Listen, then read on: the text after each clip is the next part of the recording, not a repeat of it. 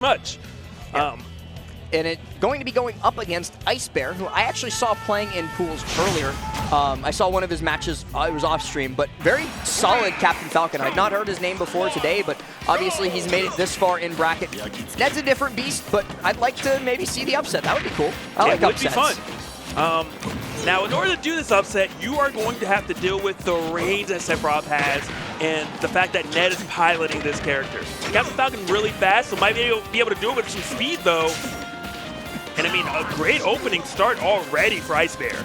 I think one of the interesting things in this matchup is Sephiroth is not a zoner, right? And I'm not going to claim that he's a zoner, but you almost have to play against him as Captain Falcon like you're fighting a zoner. You have to zone break that bear, that up air, whatever Ned is using to try and space you out. You're going to have to get in past it, because once you're in past it, once you're up close and personal with Sephiroth, Captain Falcon can just run his fade. He's trying to do just that. I wonder if we're going to see any edge guard attempts, just because it's not the easiest to hit Sephiroth recovery, but Captain Falcon's down there has a huge hitbox. So I wonder if that's going to come into play or not. 83% to 109%. Both of these characters will be dying relatively soon. Ooh. Ned has wing. Oh, he falls through! Oh, but it's untechable. Ned cannot tech that up B, so it looked like it was a critical mistake by IceBear not being able to hit the follow-up, or actually not hitting the initial hit correctly, but he keeps calm, he stays cool, and gets that up B to get the kill anyway. He's missed that nair before, okay? That's all you could tell. He's like, I've done this Every before. Captain Falcon has. Oh, good read! Where are you going, Ned? I mean, may not have heard of IceBear before, but you will definitely remember his name after this. Win or lose, putting up such a fight versus Ned. Huge lead at the moment. Ned, though, going to be looking to take the stock out soon before he lets this run away from him, because one thing about Sephiroth is if he's playing from behind, he's not in a good position. Sephiroth likes to hold the lead so that he can force you to approach. If it's on Sephiroth to approach, it's not going to be a fun time. Yeah, we haven't seen really any side Bs from Ned. I was wondering if we're going to see that projectile used. Ned does. Captain Falcon's too fast. He's very difficult to pin down or to be able to predict, like, I know you're going to be here now so that I can get this side B. Most of the time, if Captain Falcon is landing on you in a position where you can hit him with side B, he's going to hit you faster than your side B will come out. Yeah, I was wondering if maybe some land... Oh, wow. Another Falcon kick. The first one did not take the stock, but it definitely gave a huge opening to IceBear. But that one was able to do it because it was grounded. Ned trying to find that back air to get him something started. Gets the nair. Gets another back air as well, but as time goes on, IceBear just pulling ahead more and more. Gets the down throw dash attack. Yeah, back off stage you go, and I mean, IceBear is putting up that ledge trap. Ned manages to jump over it easily with the nair. So far been a textbook example of how to fight Sephiroth. Beat him with superior frame data, get in his face, smother him, mash on him if you will. IceBear has certainly been doing that so far, but this could, like you said, be pretty big for Ned to get himself back in this game. But no, IceBear going to circumvent that entire ledge trap. And I didn't even think about the fact that Captain Falcon's fast enough to actually parry some of your attacks and still connect with you afterwards. Most characters, they can parry it, but they can't reach him in time.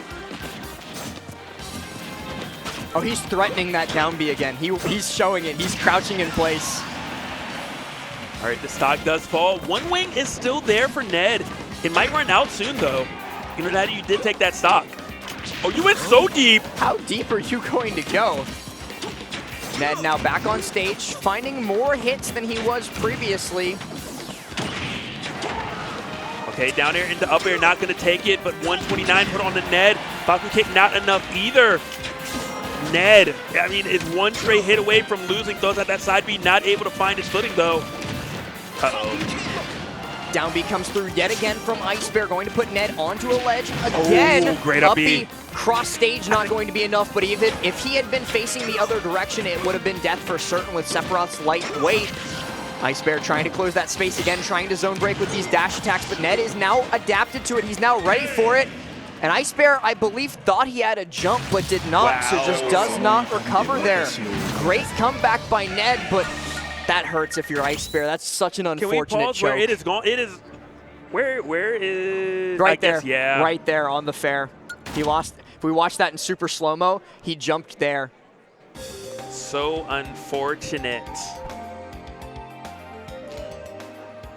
You actually don't still see the circle, though. I think it's there. I can't tell because zoom in on like the flash. It looks like the circle is there, but behind Sephiroth's like the flash of the hit effect, I think.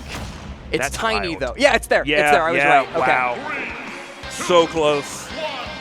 I mean, and if you're IceBear, you almost got to do what you did, but slightly better. I mean, you did, unfortunately, kind of SD. That's such an unfortunate bit of advice to give. Like, do that again, but better. But slightly. But like, it is true because you SD'd at the very end there just by thinking you had a jump, and it happens. Oh, no. Yeah. Oh, but you're still here for... Oh, this is so scary. Ned, talk about making the most of a situation. IceBear messed up once, and pretty much all that percent he has now is from that mistake.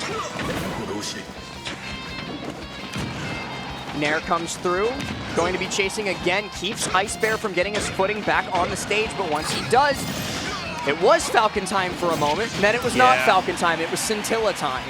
It feels like IceBear might be a little... It doesn't exactly have the same mental composure he had last game after that unfortunate self-destruct.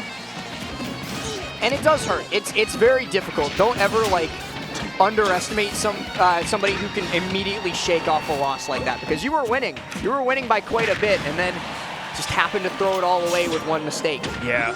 And you weren't just winning because you found some amazing spike, some once-in-a-lifetime conversion. You were outplaying your opponent. You were winning neutral after neutral, but you didn't finish your play, and Ned, a veteran player, finished his. For the dash attack in there. Getting up has been so much more difficult for IceBear this time.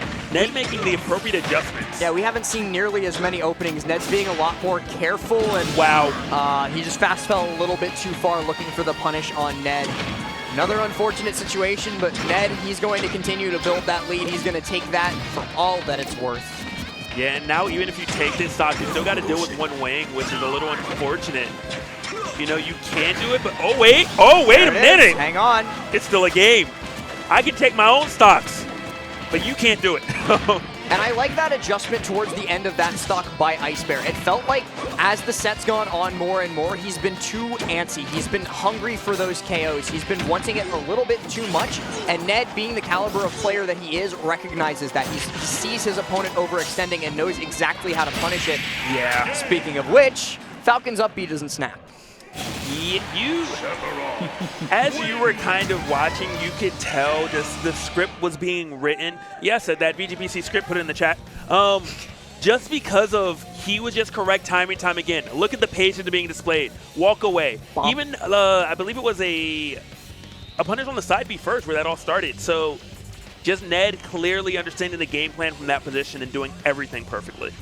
Yeah, it's definitely like, it was, again, just a case of IceBear getting a little bit too antsy, a little bit too kill hungry, and Ned being a good enough player to recognize that, step back, and wait for him to overextend, find good punishes on those overextensions, and, you know, take the game, as you do. Yes. Going into the rest of this bracket, I believe, I said it earlier, but I was wrong about Gact, by the way, that he was out of pools, but that was the match to make it out of pools for Ned. So Ned has successfully punched his ticket to day number 2, going to be chilling out for the rest of the day. I mean, it was a close one. Well, it's weird. It was a 2-0, but it was close prior to it. That's the, like, I'm going over the TO